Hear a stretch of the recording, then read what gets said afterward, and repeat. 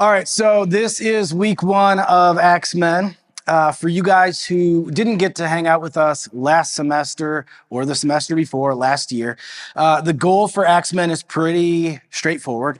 Our goal is to make men better. We believe this. If men get better, families will get better, churches will get better, communities will get better, and even culture could get better if men got better. And that's our hope over the course of this semester as well. The layout's pretty simple. We're going to come in at 6 o'clock, grab some snacks, perhaps play a game. It depends. I don't know if I can afford every one of these games, if you guys are that talented. Then we're going to do a talk, about a half an hour max. We keep it pretty concise so that we have time to then be able to talk through a few questions. The questions give us an opportunity to actually have a chat about what it is we just heard. Instead of just walking away, very often we do that when we hear a message, we disappear and then we don't get time to think about it. We build in the time to think about it right in this space so that you can have a conversation and you can chat. And then our last ask of you is to pray. And I know this might be maybe the hardest one because we don't do it as regularly inside of our communities, maybe especially as guys, but I think it's really, really important. My ask for you is whether you want to bring a like a little notebook or if you're like take a notes app, whatever the situation is. But my actual ask of you would be that at your tables, you don't just listen to prayers, you actually jot them down because our goal is to actually pray for the other men at our table throughout the next 2 weeks. My goal would be that you would share maybe what it is that's on your mind. Maybe it's your family, maybe it's your job, whatever the situation might be.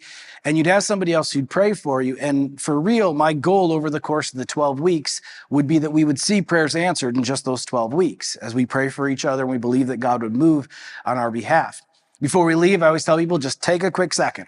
Pray for each other. You can either do it at the table, all in a circle, or you can literally just pair up, triple up real quick and be like, hey, let me pray for you for a few minutes. You pray for me. And I mean, it can be concise. You don't need to be like some expert prayer. It can be like, God, help my friend with his job. He said he needs a job. Give him a job. Amen. That's great. Add your faith to theirs, right?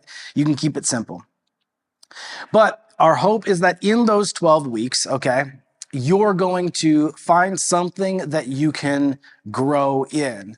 I promise you that each week, if you come be a part of this, every other week for the next 12 weeks, 6 different sessions, I'm going to give you something that can hopefully challenge your faith, challenge you as a person to be able to grow, as long as you would show up and you give it your best. And I know that you guys have a lot of things on your plate, so I take it as a huge honor that you're here. But we're going to start with something new. I was thinking about just getting our minds in the right mindset for what we're going to do over these weeks. And what I'm going to do is I created what I'm just going to just generally call kind of a new Acts Men's mantra for us to start with. It's not really a mantra. It's more just something to think through. I'm going to ask you 3 questions, and then I want you to respond. Now, let me show you the 3 questions first. They're pretty simple. If you're like, I don't know how to answer the questions, you do. It's really simple, okay? These are the 3 questions. Did God make you a man? Yeah. Did you come to get better? And are you willing to do the work? The reason why I want to ask these 3 questions is for you to get your head in the right place. So what I want to do is I want to start each week with these 3 questions. I'm going to ask them, and if your answer is yes, I want you to say it vehemently out loud, yes, because I want you to jog your mind into that place where you're thinking about these pieces. Are you guys ready to try it? Yeah. All right. Did God make you a man? Yeah. Did you come to get better? Yeah. Are you willing to do the work? Yes. All right. Then that means we can accomplish something great. For this semester, what we're going to do is we're going to look at a letter that Paul wrote in about 60 AD between the first time and second time that he was imprisoned. The letter is written to a man named Titus, who was a younger man that he left in charge of a church that he had started on an island. And he gave him this task. He said, you're to establish the church leadership for the church that we started. Titus was the guy in charge of figuring that out for the church, but he had an additional problem. The problem was that he was on the island of Crete. Now, this island is still here today. I can show it to you. That's on maps. This is Greece. And then Crete is the island that's down below Greece, still part of Greece to this day. Now, it sounds like it's like a dream job, right? I mean, it's an island paradise. This literally is Crete today. And you're like, oh my goodness, right? This looks amazing. This is like the best job ever, right? Here's the big problem. The problem was not the island. The problem was the people and the culture. The people and the culture. In fact, Polybius, who was a writer at that time, said it is almost impossible to find a place where personal conduct was more treacherous or public policy more unjust than Crete. Cicero, he said this, moral principles are so divergent that the Cretans consider highway robbery honorable. That was his joke about this area. He's like, it is a absolute mess. In fact, still to this day, depending if you're like an avid reader or not, they will use the term Cretan as like a pejorative against people. They'll say they're a Cretan, meaning like they have no morals, they're a bad person, right? It's interesting because Paul did not disagree. When he wrote this letter, he actually quotes in the Bible another writer at the time who was known from this area. His name was Epimenides from Crete. And this is what it says in Titus 1:12 through 13. He says, even one of their own men, a prophet from Crete, has said about them, the people of Crete are all liars, cruel animals, and lazy gluttons. This guy's from the island, and he goes, how would I describe these guys? He says, they're liars, cruel animals, and lazy gluttons. Now, Paul doesn't go like, but you know, they're good guys. Like, you just gotta, you know, it's gonna be great. Timothy, you know, or Titus, it's gonna be awesome. They're good guys at heart. He quotes that, and then this is what the Apostle Paul says. This is true.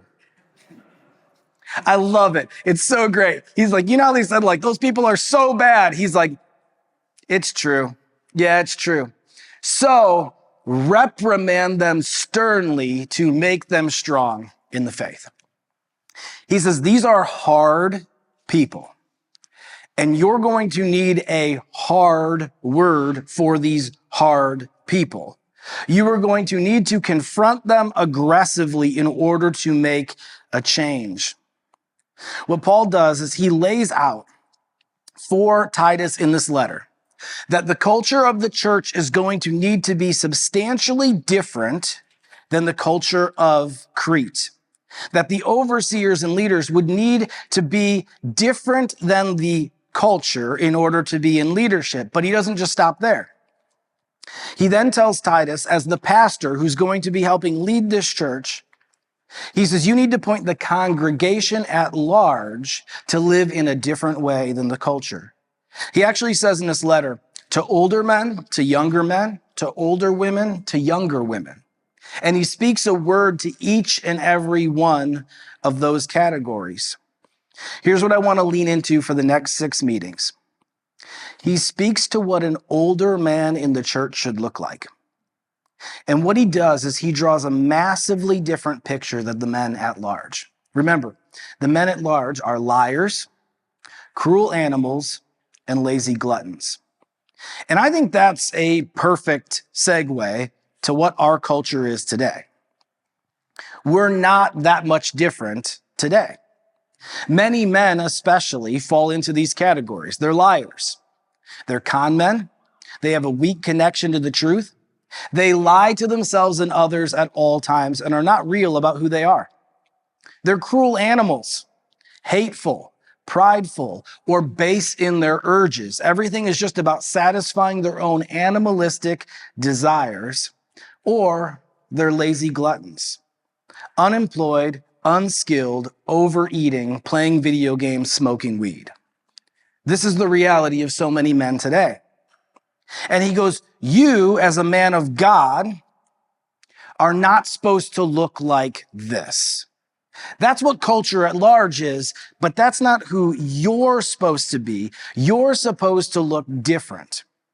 He says there are these older men, and just for reference for you younger guys, because it's awesome that we have younger guys who are here, right? Like teenagers, young 20s. Just because you're young in age doesn't mean you can't be an older man of God, because the reality is really in the family of God, it's way more about how long you've been walking with him than how old you are in this world. There are men who come to our church who are gray-haired, but they've only spent a couple of years walking with the Lord. They're children. They have a lot of work to do, where there's men who are in their 20s who have already spent 10 years serving the Lord faithfully and already have wisdom that can be shared or already have character that can be modeled after. We as men are not supposed to look like this world. We're supposed to look different. And this is what I want to lean into for these next 6 weeks, because he actually points out these different characteristics that should mark these men. Here's what he says. As for you, Titus, promote the kind of living that reflects wholesome teaching. He says you're going to give them wholesome teaching, but then you're going to promote, right? You're going to prop up and say, this is right, the kind of living that reflects that. This is good, because sometimes it's just like, well, just teach the Bible and leave the rest to, whatever. You're like, well, actually, no, that's what he's saying is actually you're supposed to teach wholesome teaching, and then you're supposed to point out stuff that's not good and stuff that is good in alignment with that wholesome teaching. And he says this, teach these older men to exercise self-control, to be worthy of respect, and to live wisely. They must have sound faith and be filled with love and with patience. I like this. He says, you are meant to look different than the world, not liars, not animals who are cruel, right? He says, you're meant to be people who exercise self-control, are worthy of respect, who live wisely, who have sound faith and are filled with love and with patience. Now, why? It's not just because you should. He says there's actually something really powerful that would happen if the church did this. If men in the church did this, he says, this is what you'll see. Teach the truth so that your teaching can't be criticized. And he says this, then those who oppose us will be ashamed and have nothing bad to say about us.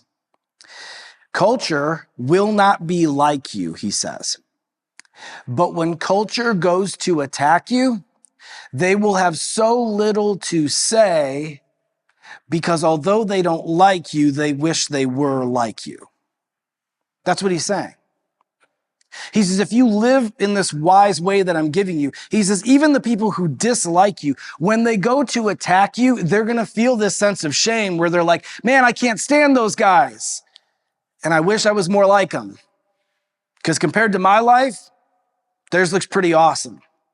They seem like they have stuff actually figured out. Seems like they actually have a purpose and a meaning in their life where I don't. Here's the title for this semester of Acts Church, pulled from what I think was communicated to Titus back 2,000 years ago, but is still just as considerate today. Honorable men in a trash culture. Honorable men in a trash culture. Paul, when he wrote this letter, right, he says, there is something wrong on the island of Crete, but if you become honorable, if the men in this church become honorable, it will be such a witness to that island that even if they dislike you, they'll wish they were like you. The goal as we look through all 6 of these things that Paul tells Titus is for us to grasp each one of them and wrestle with them, to see where we fall short and where we can grow so that we could become those same men, because the same culture exists around us today. And I believe the same truth of our culture looking at godly men and realizing, I wish I was more like that, can be true today. So tonight we're going to start with the first part. I want to show you that verse once again, Titus 2:2. I want to show it to you in the ESV because it's a little closer to the original translation. If you guys have Bibles, Bible apps, and you want to pull it open, for real, this is kind of fun, right? We're literally just going to base the entire 6 weeks off of this one verse. It's just this one verse. It contains everything we need to. Then we're just going to find the pieces outside of it. Titus 2:2 is what we're looking at for 6 weeks as we go through this. But here's what it says. Older men are to be sober-minded, dignified, self-controlled, sound in faith, in love, and in steadfastness. That's a little closer to the original translation, but we can go even one step further. I'll break it down for you in a list so that you can see it, and I'll use what I believe is the closest English word to what the original Greek actually says. Here's what honorable men have or are. They are sober-minded, They're dignified, they're sensible, they're sound in faith, they're sound in love, and they're sound in steadfastness. These are the 6. Now, we'll keep building on these, so if you don't get them all jotted down, that's okay tonight. Now, although this is going to annoy the type A type people in you, how many are type A type people? Got to watch something from front to back, got to go from 1 to 10? Yeah, we're actually going to start here. So that frustrates you? We're actually going to do the last 3, then we're going to come back up and do the first 3. Here's why. The last 3 have to do a lot with knowing. The first 3 have to do a lot with doing. So we're going to start with knowing, and we're going to move to doing in the future, okay? The last 3 are all sound in. You'll see this. Sound in faith. Literally in the original translation, it says sound in faith and love and steadfastness. Sound, it really is this picture of the idea to be well or to be healthy. The original Greek of that is actually hugiaino, and it's actually really close to where we would get our word hygiene. That's where it comes from. Very similar. It's like to be of good health, to have good health. But there's actually this other cool picture to what this word means in regards to being sound.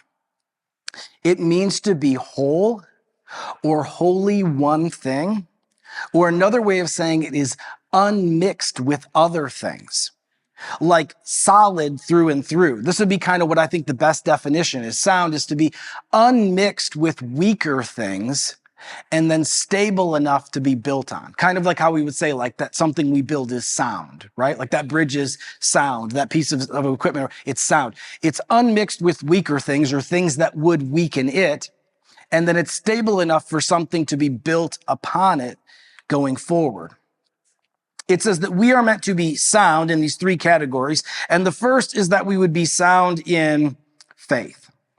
This means to be unmixed with weaker things in our faith, to be stable enough that things could be built on top of our faith. Now, faith is way more than just belief. I'll often hear faith used that way, right? Like faith is used as like another, they'll take the word faith and they'll swap out like believe with it, right? Like, oh, I believe in that. I believe in these things, right? And people will talk about that in regards to their relationship with God. Like I have faith in God. Like I believe he's real. But I always think whenever I hear someone use the word faith that way, I always think of this verse, James 2:19. You say you have faith for you believe that there is one God.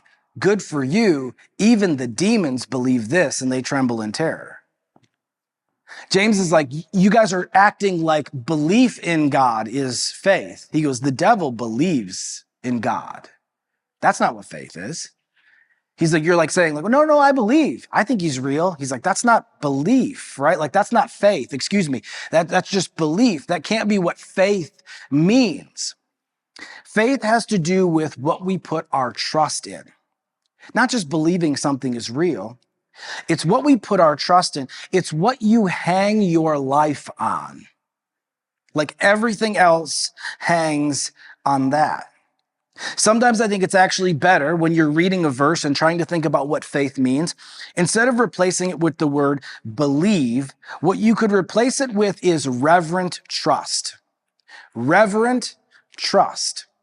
Because it's the idea that you truly do trust, but it's bigger than just like, oh yeah, I'm gonna sit down on this chair, I'm gonna walk across this bridge. It's kind of this reverent, honoring trust. Just for example, we could look at this verse, okay? We talked about Cain and Abel this last weekend. If you guys weren't here this last weekend, we're in the series talking all about like giving and money. And we talked about Cain and Abel and how there was a differentiation between Cain and Abel's gift. This is in Hebrews. Hebrews 11 is all about people of faith. And it's looking back at this story. It looks at a bunch of different ones, but they're talking about how each one of these people's stories is all about faith. And in Hebrews, the writer references that original story where he says, it was by faith that Abel brought a more acceptable offering to God than Cain did. Abel's offering gave evidence that he was a righteous man, and God showed his approval of his gifts. He says it was by faith that he brought a more acceptable gift. Now, I told you, the gifts weren't different in value. Cain also brought a gift. The only difference that we had between Cain and Abel's gifts was that Abel's gift was first. And I told you the reason why first is important is because first takes faith. And it makes sense if you take that word, right? And you go, right, it wasn't by belief that Abel brought a more acceptable gift, right? Because obviously Cain believed that God was there. That's not it. But if you take that same word and you replace it with reverent trust, it makes sense. It was by reverent trust that Abel brought a more acceptable offering, that he brought his first and his best, because the differentiator was that Abel brought something before he knew how much was going to be left. Abel brought the best portion before he knew how much he was going to have left over. And the whole picture is he was going, I trust that God is going to take care of me. I didn't weigh out and measure everything out. I just took the first portion that came in and I gave it to him because I have trust that God has me in this situation. If we are going to be honorable men in a trash culture, we have to have this. An honorable man must have a sound faith. The problem throughout history, and even to this day, is that humans will try to blend and mix faith together. We actually have like a modern day example of this that's mildly comedic. In the 21st century, in the nation of Liberia, there was a Second World War from 1999 to 2003. That's where Liberia is, if you're wondering where it's at in Africa, okay? And from 1999 to 2003, there was this massive Second World War in this country. Terrible fighting, lots and lots of people getting killed. In fact, really, really bad too, because of the warring factions, tons and tons of child soldiers that were rounded up and just forced to fight during this war. But one weird thing that came out of this war that nobody was expecting is that when these warring factions would show up in regions to fight, they would show up dressed like this. These are men wearing wigs, dresses, women's clothing, women's sandals, that they would actually very often show up cross-dressed as women when they would show up to fight. And people who were trying to report on this conflict were like, what is going on? Why are men showing up for a battle wearing women's clothing? Like, this makes no sense at all, right?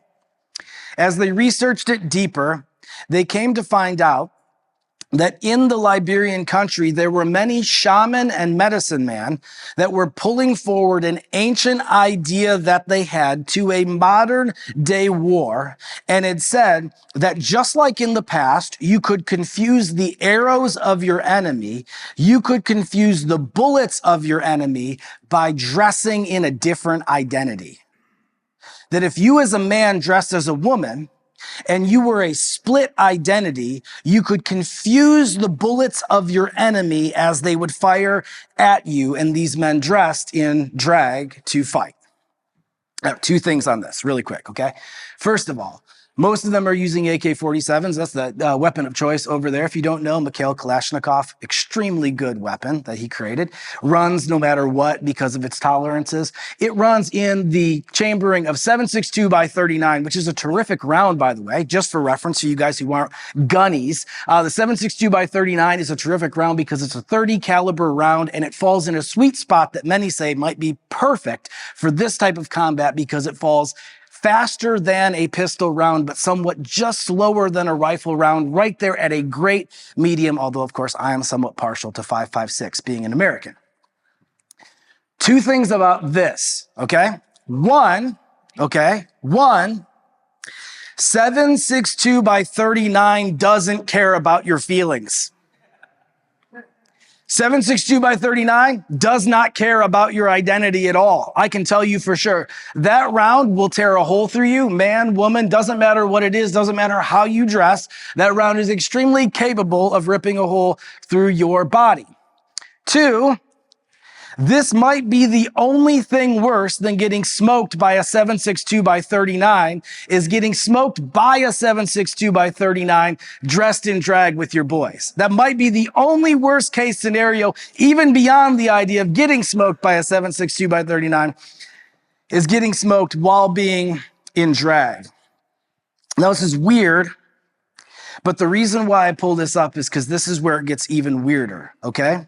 You go, well, that's just strange, but it's Liberia, right? Who knows? I don't know enough about that culture, but this is why I bring this up, okay?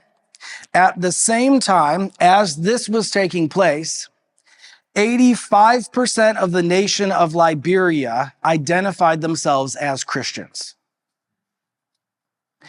85% of this culture in Liberia, because of how it was formed and how it was governed, 85% of the population claimed they were Christians. And then still at the same time, they realized these people who might claim to be Christians are still participating in pagan, black magic, occult type practices when the rubber meets the road, right? That they pull forward these occult type practices or these shaman type practices in this moment because that's still something that they actually have put their trust in, like when they go to fight to the death. What they were practicing and what is still prevalent in our culture today is what's known as syncretism. Syncretism is the merging or the assimilation of multiple faiths or practices.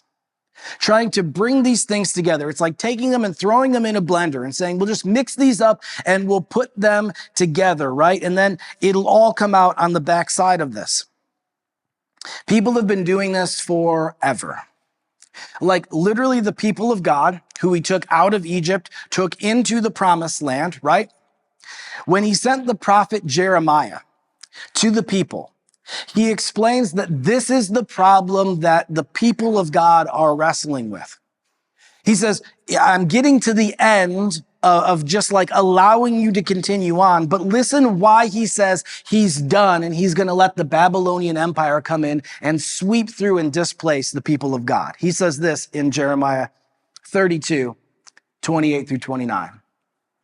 Therefore, this is what the Lord says, I will hand this city over to the Babylonians and to Nebuchadnezzar, king of Babylon, and he will capture it. The Babylonians outside the walls will come in and set fire to the city. They will burn down all these houses where the people provoked my anger by burning incense to Baal on the rooftops and by pouring out liquid offerings to other gods. He says, I'm done. Your enemy's going to come in, take over your land, destroy your houses. And he says, here's why. Because even though you claim that I'm your God, you're there burning incense to demon gods. You're there pouring out liquid offerings to other gods, hoping that they're going to save you. You've blended together, mixed together in this way to try to think that you can just participate in both of these things at the same time. And I need you to get this. Here's what he said to them, and here is what is still true to this day. God is saying, if you want to worship me and other gods, you only get them. Do you get that? If you want to worship me and other gods, you only get them. Another way you could think of it is this. God is very uninclusive. He says this, when it comes to me, you can either have 100% or 0%. Those are the only two options. He says either it can be me 100% or it's me 0%. God says, I do not share percentages with other gods in your heart and in your life. That's not who I am. If you want to put all your trust in me, I'm there. If you want to put some of your trust in me and you want to blend together these other things, I'm out. It's binary. All or nothing. Those are the only two options. Listen, all the way back then, people tried syncretism. All the way to today, people are still trying syncretism. Here's what it looks like today. 3 big ways that people still participate in this today. And listen, we all can still be doing this. You're like, no, I know I'm a Christian. No, listen to these because you might find where you're like, actually, that's something I got to consider. Actually, that's something I need to think about. Here's three main categories of what syncretism looks like today. First of all, you have spiritualism. Next, we have progressivism. And then third, we have legalism.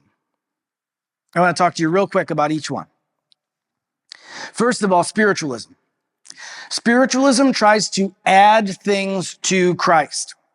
They try to add things like Eastern tradition, talking to your ancestors, some other spirit interaction, concepts like karma, implementing crystals, talking about chakras, talking about vibrations, and they'll go into all these different things and try to pull them into one. And they will claim these things don't take away at all from the centrality of Jesus, but listen to me, it always does. It always does. What commonly happens is for those who start practicing spiritualism, Jesus and God will become more like a force, like in Star Wars, the Force, right? To be utilized instead of a king to fall down in front of and worship.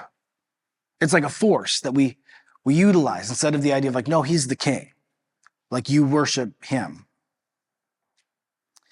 The second is that progressivism. Progressivism is to say that, of course, I love Jesus, but his teachings and the things in the Bible were good at the time they were written, but they need to be updated for the era we sit in now, right?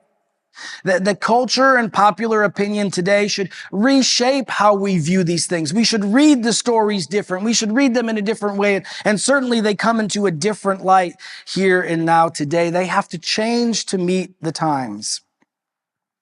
I like Paul said that this was happening 2,000 years ago.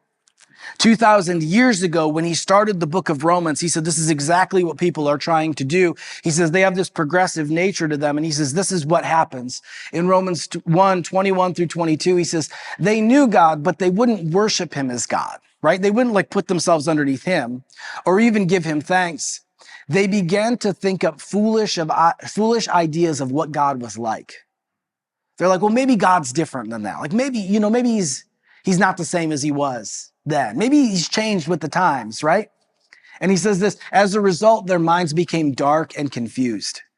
Claiming to be wise, they instead became utter fools. He says, they started like, well, maybe Jesus meant this, and maybe God meant this when he said this. And certainly that can't be the case of what Jesus said because of how our culture feels about that here and now today. They will say they love Jesus, but listen, soon you will realize that they're not talking about the same person you're talking about. I'll give you an example, okay?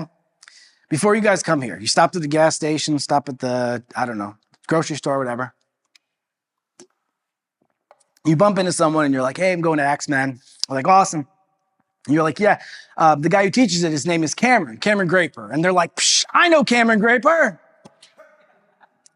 I love Cameron Graper. We're best buds. And you're like, that's awesome. Yeah, that's awesome, man. Like, yeah, me and Cameron, I know him. Yeah, absolutely. I'm going to go there and he's going to teach this. And you're like, yeah. And then they said, like, I love Cameron. He's awesome. In fact, I just had a conversation with him just last week. And I was talking to him about how I'm cheating on my wife with another woman. And he's like, it's all good, man. And you're like, wait, what? And you're like, yeah, well, I'm gonna go to men in just a bit. And they're like, yeah, no, man, like Cameron's awesome. Like I talked to him and like we were just chatting the other day about like how, like when I steal from work, he's like, yeah, I mean, those rich fat cats, like they have it coming. And you're like, wait, Cameron said that? Are you sure?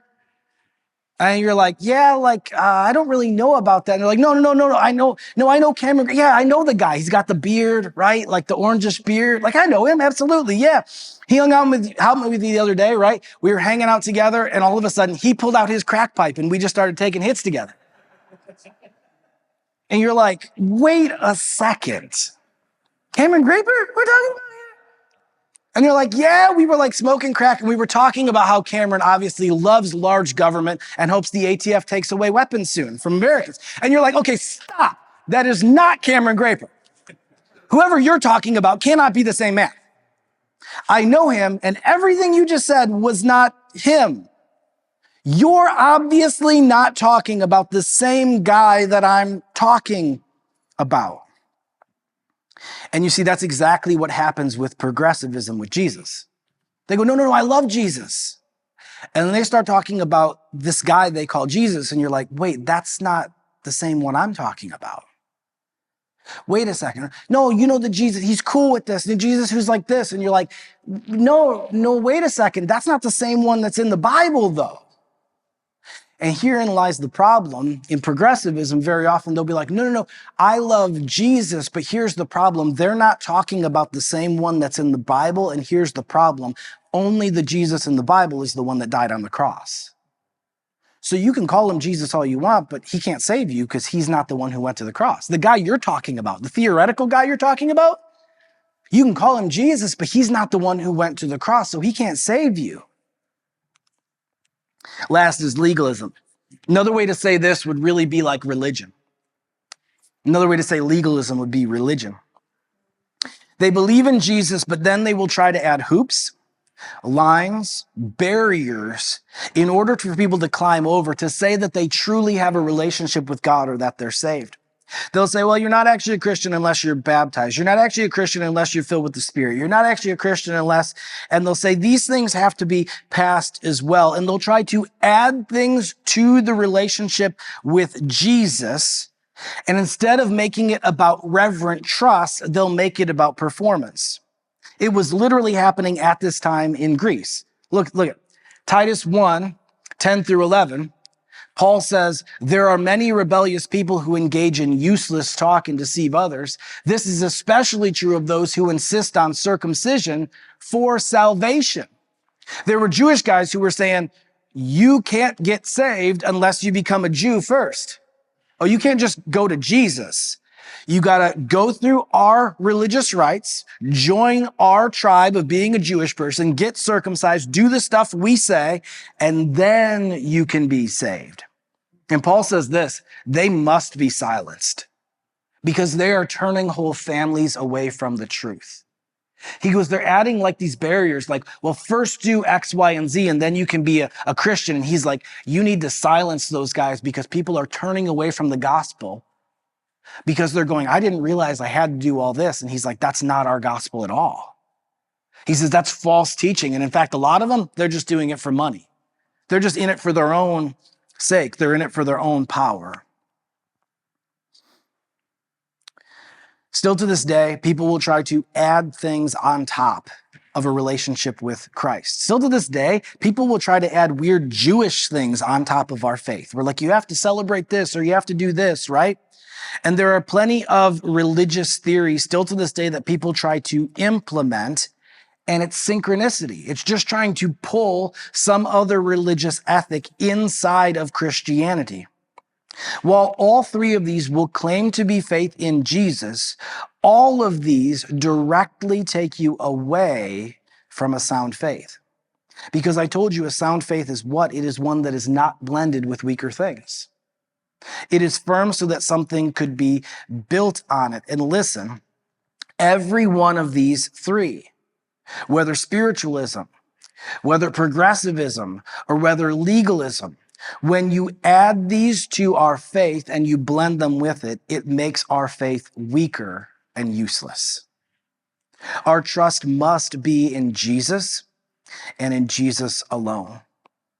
You see, this is what sound faith looks like. Paul writes to the Romans 1:17. This good news tells us how God makes us right in his sight. This is accomplished, look how good this is, from start to finish by faith. Faith. Again, faith isn't belief, right? It's reverent trust. This is accomplished from start all the way to finish by that reverent trust in God. As the scriptures say, it's through faith that a righteous person has life. Listen, this reverent trust in Jesus is the start to finish in our salvation. You could say it this way. Look at faith in Jesus plus anything equals nothing. Faith in Jesus plus anything, plus some spiritualism, plus some progressivism, plus some legalism equals nothing. Because again, God says you can have all of me or you can have none of me. If you want to try to blend my faith in Jesus, you say, my trust is in Jesus, but then you want to blend these other things in, he says, then you get nothing. Salvation is in Jesus alone, but also, listen, even if that's the case, it's so critical you catch this because it's not just like in the end, someday when you go to heaven, this is critical. It's critical right now because it's how your life runs from here on out. James 1:5-8 speaks wisdom to this, where he says, if you need wisdom, ask our generous God and he will give it to you. He will not rebuke you for asking, but when you ask him, be sure that your faith, your reverent trust is in God alone. Do not waver, for a person with divided loyalty is as unsettled as a wave of the sea that is blown and tossed by the wind. Such people should not expect to receive anything from the Lord. Again, you can get all of him or you can get none of him. Their loyalty is divided between God and the world, and they are unstable in everything they do. He says, for right now, on this earth, where you're trying to figure out how to live out your life, how to become the man that you're meant to be, how to lead your family, these things. He says, it's amazing because he says, if you turn to the Lord and if you ask him for the wisdom you need, he will absolutely supply it to you. But he says, do one thing for me. Make sure that you're actually just putting your trust in him. Because he says, if you're putting your trust in him, but you're trying to blend it together with something else, right? You're trying to blend it together with that spiritualism. You're trying to blend it together with that progressivism. You're trying to blend it together with that legalism. He says, don't expect God to give you anything.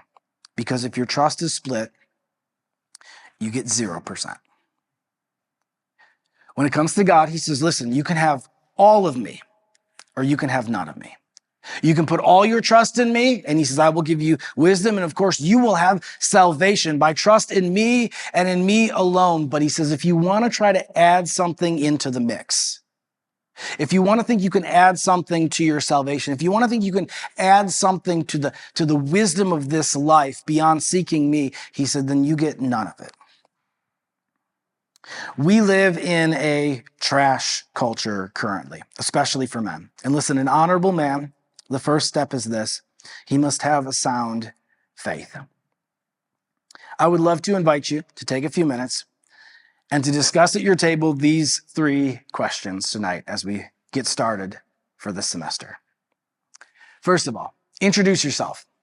Tell something about yourself. Your job, your passion, your focus. What is it that makes you you? Share that with the table for a second, okay? Number 2. Which have you struggled with most? Spiritualism, progressivism, or legalism? Where do you gravitate naturally, or where do you come from? Maybe you come from a spiritualist background. Maybe you come from a progressive background. Maybe you come from a legalist background. So you have that struggle that you have to work in. What's the one that pulls you that you realize, I can't go that direction? And then last, really simple, what's your number 1 prayer for this semester? We have 12 weeks together. What would be your number 1 prayer? If God could answer a prayer for you in these next 12 weeks, what's the thing that's on your heart? What's the thing that's on your mind that you would love to even maybe mark down today that in 12 weeks we might see God do? Maybe it literally is a change you need to make in your life. Maybe it's a hurdle you want to overcome in your life. Maybe it's a miracle you want to see in your life. Maybe it's a change that needs to happen in career, in relationship, whatever it is. What's the number 1 thing that you would love to see happen this year? Let me pray for you really quick, and I'll give it to you. God, thank you so much for tonight. Thank you for these men. I pray, Lord, that in these 12 weeks and in these 6 times we meet, I pray, God, that you would help us become honorable men. I pray, God, that we would be able to grow better so that literally as we live, of course, we could encourage each other. We could lead our lives better. We could lead our families better, our church better, our community better. But Lord, literally even those who don't believe like we believe, who dislike who we are, They would be ashamed when they try to attack us because deep down they would go, man, I might not like who they are, but I wish I was like who they are. God, help us become honorable men and send your Holy Spirit to help that happen. In Jesus' name we pray. Amen.